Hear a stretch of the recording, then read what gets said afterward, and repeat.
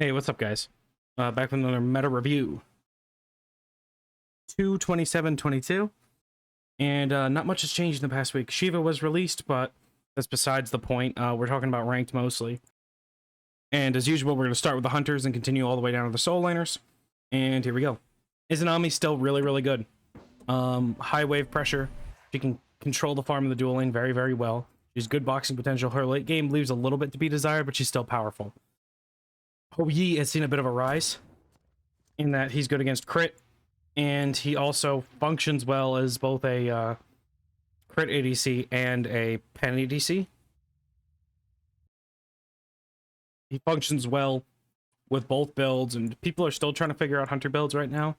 One that I've seen kind of come about is the what it used to be, the old Crusher build with Aussie, and then either they branch off and go into XE Kins, or excuse me, they go into like Silver Branch Kins, that kind of stuff, or they go the crit route where they would go Wind Demon, then Silver Branch, and then another crit item. Charybdis is still very powerful. She keeps herself safe, and she's very high damage. Her 40%, or is it like 40%? It's 30%? No. 40% physical prot reduction is ridiculous. And she's just relatively safe. She has high damage, consistent damage, and she's just super strong. A hunter that's been seeing a rise in the mid lane a bit is Ullr. Ullr's going an ability-based build right now, and one big item for him that a lot of people are picking up is Hydra's Lament. With a 10% pen on it, it's honestly nuts on this character. Hydra's is kind of bonkers on this character, and that's plain and simple. Otherwise, though, not much has really changed with regards to like the ADC role. It's relatively similar. I did kind of overrate Cernunnos, but it's Izanami, Medusa, Ho Yi are kind of your big ones. Charybdis is up there, and then Cupid has seen a bit of a rise as well. Actually, now that I think about it, Cupid is a really good team fight hunter, and I think that's why people are playing him, just because he puts a lot of pressure on beads, specifically in comp. People are playing Cupid because, again, he puts a lot of pressure on beads on hunters and things like that, because you just throw out the ultimate. They either have to beads and take the damage, or they have to beads, jump out, beads, or use their ultimate, you know. And then Heimdall. Heimdall's just good. High damage, a large margin of safety, and he's just overall very, very strong. Next, to move on to the supports. Again, I'm looking at the Guardian tab, but realistically, Fenrir's... ignore the pun, Fenrir's top dog.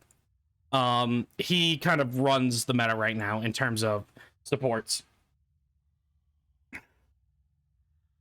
In support, he has high damage, high pressure, and then once he gets his Lono's Mask online, he is very, very difficult to kill. He's very good at stealing obelisks. He's very good at rotating. He's got high mobility. His ultimate is Beads Burner. And yeah, he provides a lot of lane pressure due to his damage, invade pressure due to his damage, and just overall, he's very, very strong. Serket is also very strong right now for the same reasons, other than maybe just she does have lower damage than Fenrir in the early game, but she's still incredibly powerful. She's very difficult to catch out, and her ultimate is just still nuts. These two assassins are kind of ruling the support ranked meta right now. Otherwise, though, if you're going to be looking to... What the fuck? You're going to be looking towards Guardians, you might want to look at Cabrakan or Bacchus. Both of them are very strong and aggressive. And Atlas is also pretty strong. His ultimate is crazy. You look at these three mostly when you come to Guardians. Yamoja's still pretty decent, but she does lose lane pressure.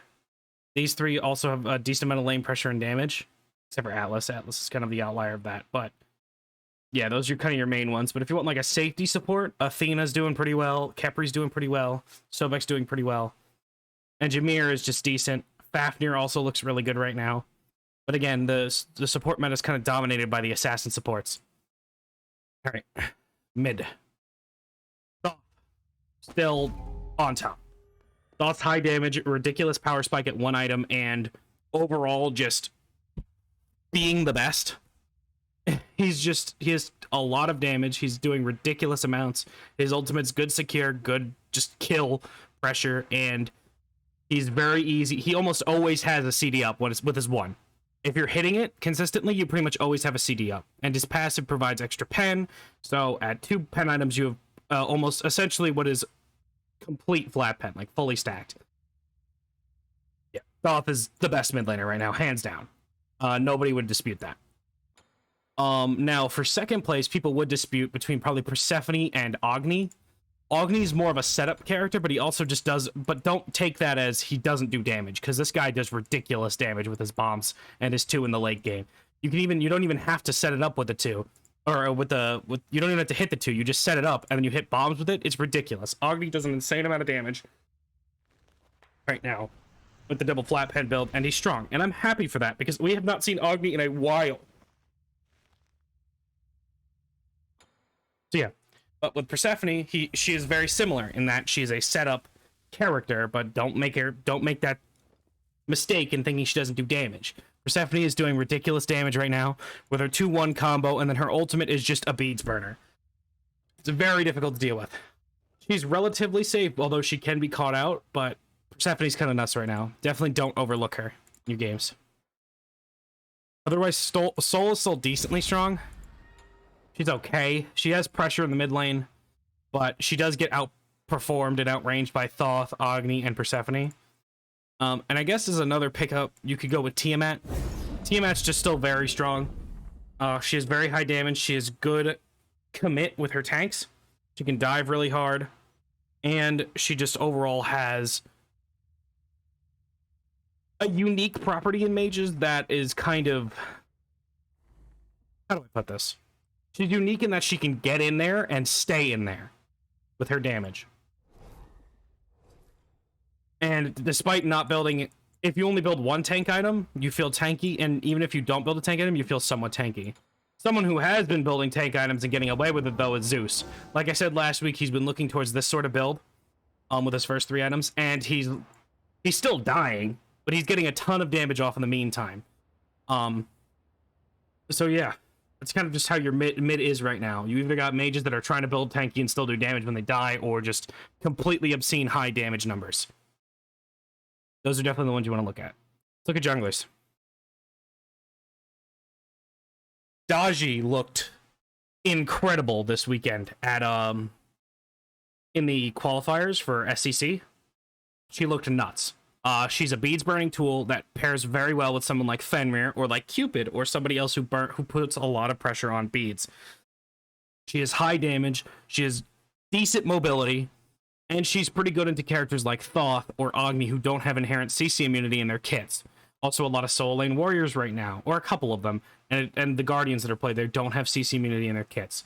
She's looking very, very good right now. Otherwise, Serket is looking very strong. Kleena is looking very, very strong. Bastet is also looking very strong. Again, beads pressure. Kleena is just high damage and objective shred. Serket is another beads pressure. Fenrir is still looking good in the jungle. Kali is definitely always a safe pick when it comes to ranked, because eventually you'll be Kali and you'll be late game Kali and you'll kill everybody. That's kind of what she does. Strangely enough, though, the Bakasura changes that I didn't think would do much actually are seeing him. I'm seeing him a bit more. I don't think he's absolutely obscene in terms of like hyper carry potential like Kali is, but he's definitely gone up a bit. I wouldn't call him the worst god in the game anymore. Or one of the worst gods in the game anymore. He's actually quite decent. On a solo lane now. Oh, do you know what? Actually, not on a solo lane. Cabrakan, still very powerful in jungle. On a solo lane now. Amaterasu's still at the top in terms of Death's Toll warriors. She's very powerful. She used Berserker Shield very well. Bellona and Osiris sit right behind her. Erlang Shen kind of sits a step below that, and Gilgamesh also kind of sits there. They're all looking very, very good right now because of the Berserker Shield build, and that's kind of what you have to build. Last season, Warriors had Blackthorn Hammer towards the end, and this season it is Berserker Shield, because that is the only item that really has the best stats in terms of damage for Warriors to get. And that's the only one that's realistically worth it. Unless you're like someone like Sun Wukong who uses Soul Eater very, very well. Otherwise, there has been a bit of a rise in full damage assassin solos. Tsukiyomi, Bastet are looking pretty decent with the full damage build. Camazotz has kind of always been that hybrid weird full damage build because he has tons of sustain. Kleena's also looking very good with the full damage build. They're all looking pretty powerful, but again, you're trading the risk of I could just get my shit ran because I'm building full damage if the solo laner gets if you don't play it right. You know what I mean? So yeah, that's your Smite Meta update. Peace.